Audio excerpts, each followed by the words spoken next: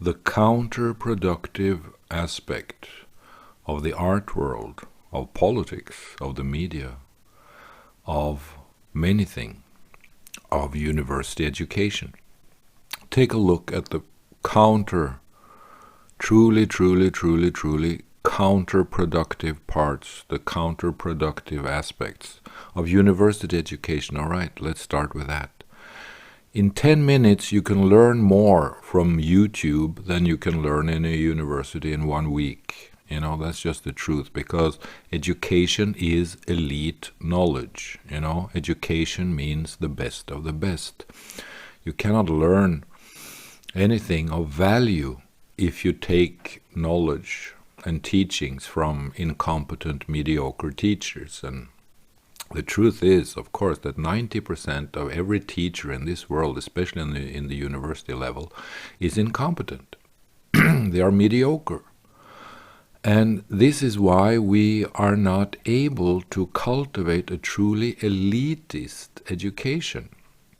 We need that.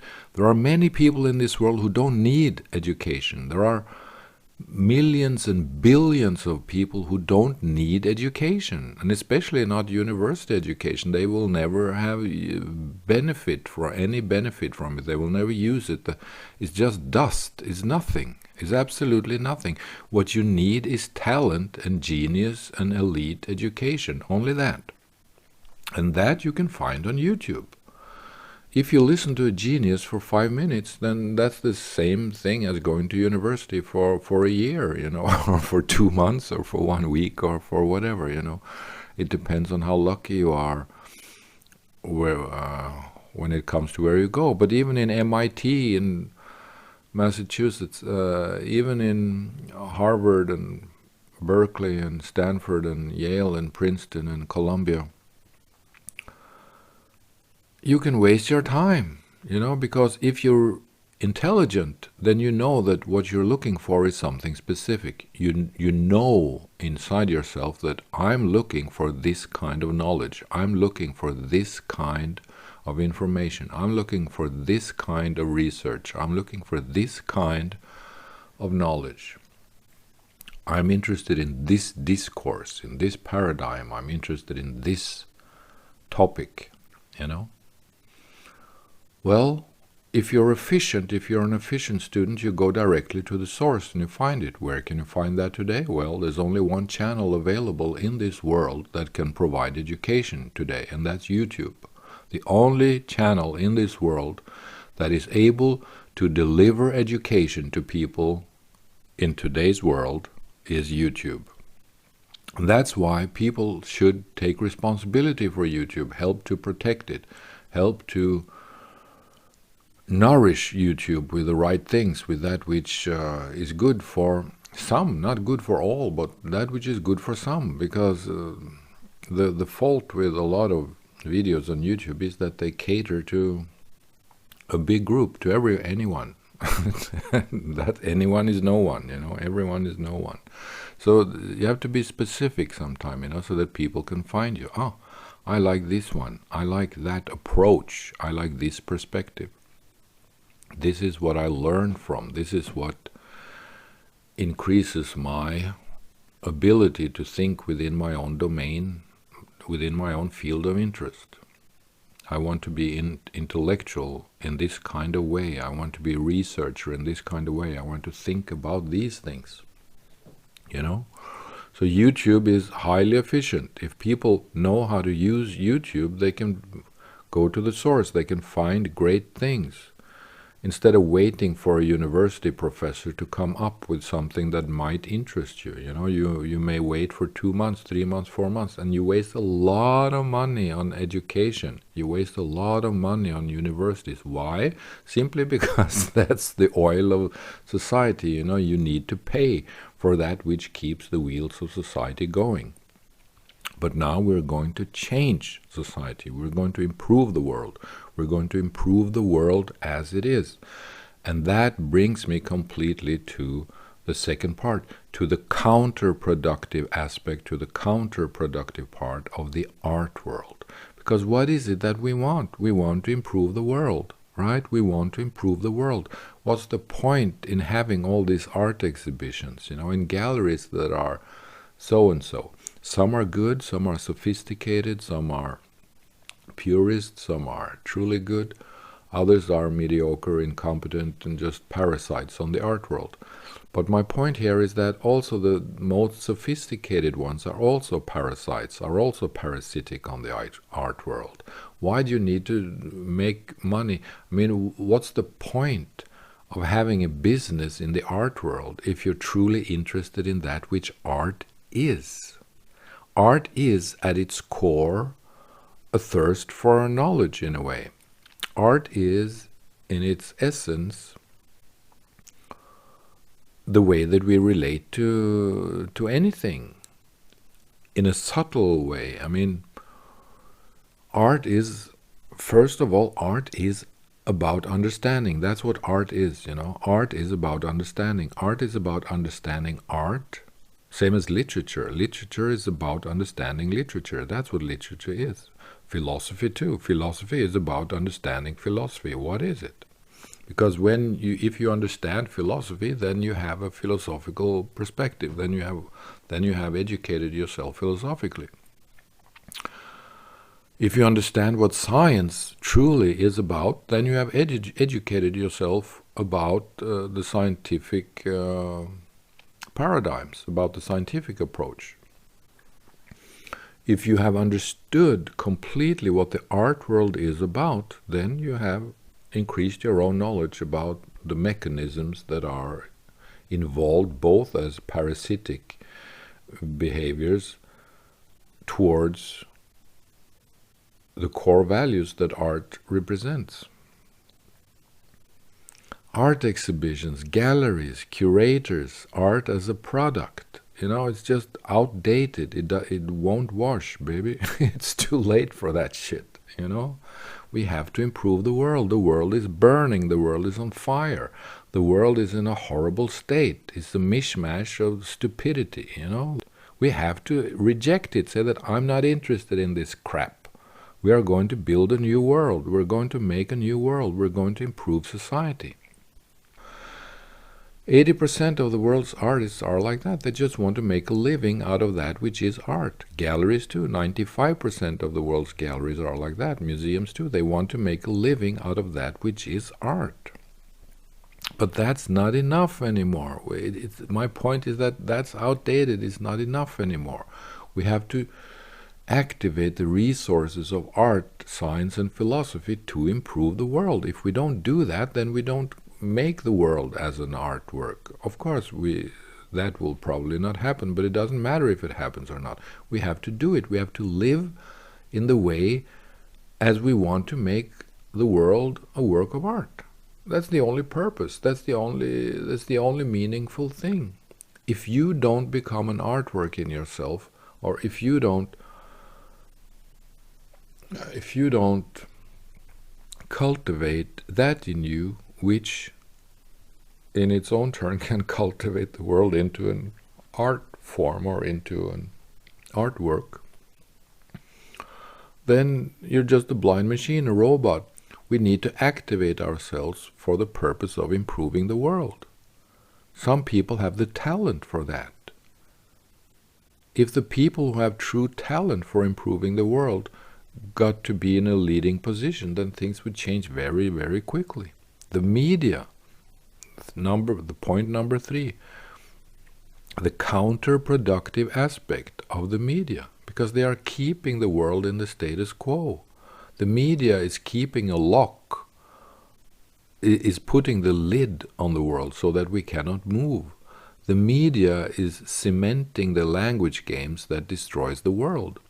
The media is harming the world by delaying the time that we need in order to improve things. The media doesn't want to improve anything. The media should be about conveying the truth, helping the world getting to a better place. The media should be about ethical responsibility. Visions and responsibility. Taking responsibility for this world in order to make it better, to improve it. But it doesn't happen.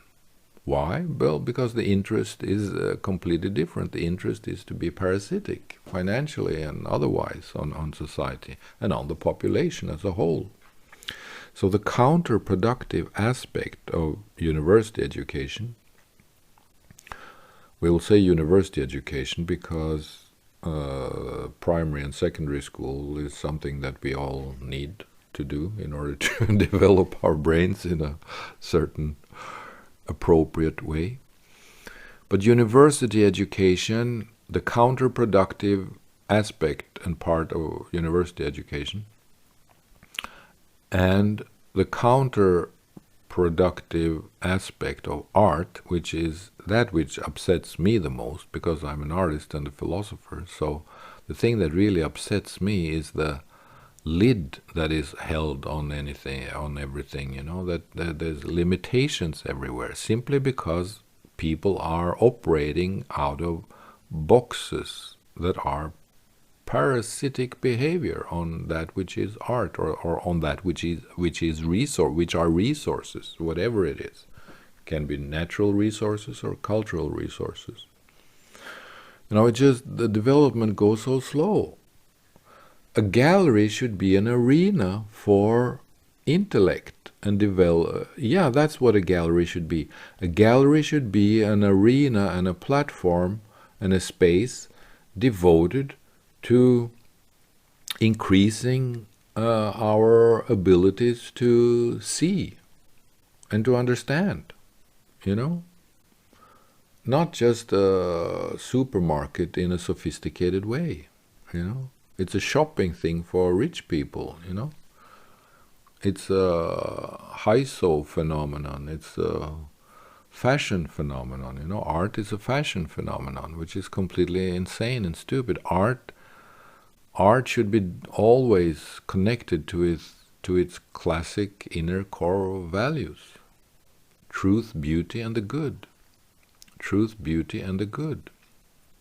And how to develop and cultivate our own ability to think and to join in the effort of improving this world. It's so easy to improve the world, but the world doesn't want to be improved. Why? Because of the parasitic behavior, because of the parasitic attitude, because of the parasitic approach to the leaders and to the editors and to the curators of this world, A prime minister is in many ways a curator in his own way.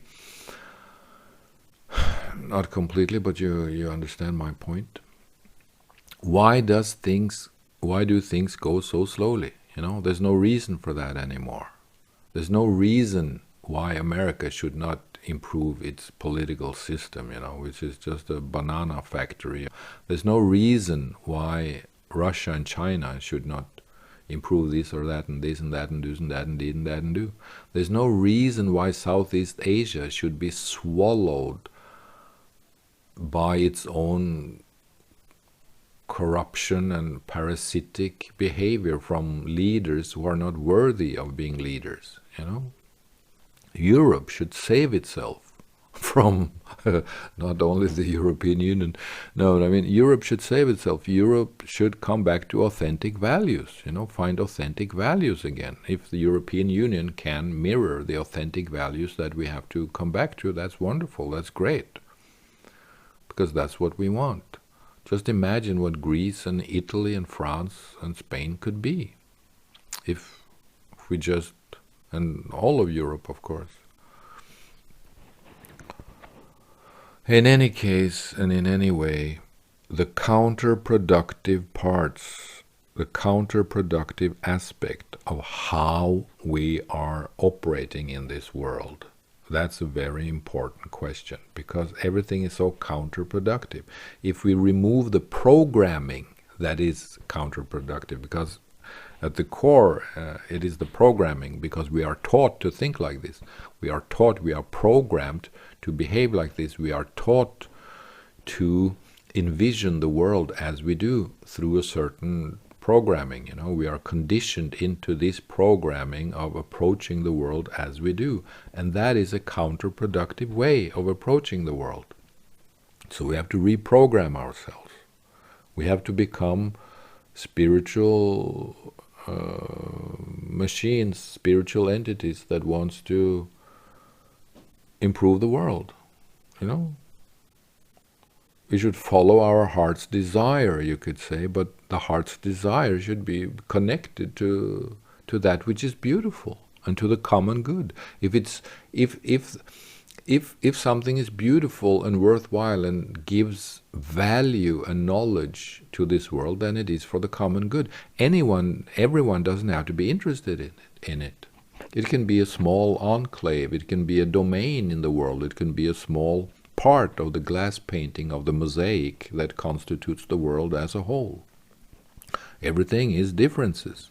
There's nothing in this world that is not different from another thing. I mean, the world exists because of differences. We are able to perceive because of differences. That which occur to us because it's different from that which perceives. Right? I mean, everything is different. We don't have to agree. We don't have to be the same.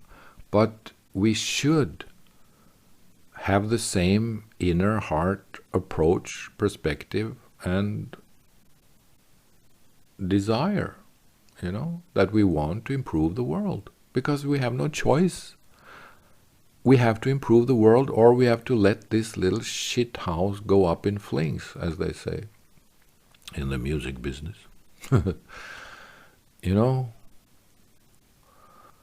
It's actually because we are all programmed in this way. It's a counterproductive way of programming that we are living in. We are living in a counterproductive way of programming. The church should be an open heart for the development of the finest aspect inside the human being, That's what the church should be. And to share that, and to show that, and to make that a valid part of human life. Our religious aspirations, our spiritual aspirations, our psychological talents when it comes to refining things, improving things, and making them available onto this world arena, because we need to make the important things available. And that's the responsibility of society as a whole, to make the important things available. What is it that is important? We have to find out what is it that is important. The counterproductive ways in education and in art and in religion and in education, art, and in the media world and in religion, the counterproductive aspects of this is like a stone wall sometimes, The counterproductive aspect of the way that we are programmed, if we try to change our paradigm. We want to improve the world, we want to save the world, we want to improve the world. Well, all right, so let's do it then. Then we need a world senate, as I've said a million times before. Then we need a world senate, and we need 1,000 people of the absolutely best in this world to come together and just organize this world, take responsibility for it. The only thing that has to be done, which is more or less impossible within this paradigm, within our programmed way of thinking, is that singular nations no longer has autonomy and authority. They have autonomy and authority, but not supreme authority, because the world Senate must have that authority. The elitist institution must have authority over the barbaric, stupid, parasitic, lethal, toxic, singular nation that is destroying itself, So the World Senate just have to extract and remove and burn all the toxic programming in this world, and exchange it, substitute it with the truth, with the real thing, with that which we need in order to organize ourselves in the best way possible. So, the counterproductive aspect of art has made me to give up art. I'm ready to puke if I see a gallery. Curators are believing in the discourse of art that they are currently believing in, that they are capable of understanding. They have a limited intellect, so they have to belong to a certain paradigm of discourses. Art should be free. Art should be open into the world. Art should be our own endeavor of improving the world and mankind. And the media has to take responsibility for this. The media has to take responsibility for the state of the world. The media has to take responsibility for the fact that we do not demand greater quality, greater degree of maturity and competence and talent from our world leaders. We want truth. We want truth, beauty, and the good. That's what we want. We want truth, beauty, and the good. That's the old classic hardcore essence values of art, Truth, beauty, and the good. That's what we want. Truth, beauty, and the good. And all the dry programming that we are living in is just counterproductive. The programming that we are living in as citizens in society is counterproductive. It's the program itself that we are taught to obey. Obey the program, because if you obey the program, then you will fit into the model of the university. Then you will fit in as a consumer of the media. Then you will fit in as a customer of the art world or as an artist. So we are taught to be subordinate to the program, which is a way of thinking. It's a way of thinking, it's a paradigm, it's an approach to the world. The world has been in a deep crisis ever since the turn of the millennium, the turn of the century. The world has been in a deep crisis for the last 22 years, and everyone knows that. It became completely visible with Syria. Syria was the complete devastation that also showed us the truth of this world, right? And we have to change this programming, because now Syria is happening again in Ukraine and in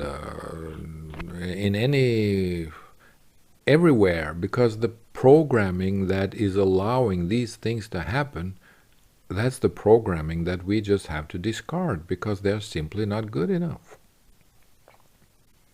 We have to improve the world. We have to improve religion. We have to improve spirituality. We have to improve the moral codes of this world. We have to improve infrastructure. We have to improve the intentions of the world population. We have to improve the heart of the world. We have to improve the heart of the world. And if we do that, then we do that which the human being should and must and can do. If we don't do that, then we betray the inner heart meaning and essence of that which we all want, because we all want a good world. If we betray this world, then we won't change our programming. But if we are true to this world and to our heart's position in this world, we will change our programming, because we will see that in order to take care of ourselves and in order to take care of the world, we have to align our programming with that which we ultimately want. We have to align our mental programs with that which we truly want. And we want a good world, and we need it now, so we don't have any more time for the counterproductive programs that is keeping this world stuck in misery and in mediocre incompetence and in stupidity. We need to change the world for the better, and we need to start now.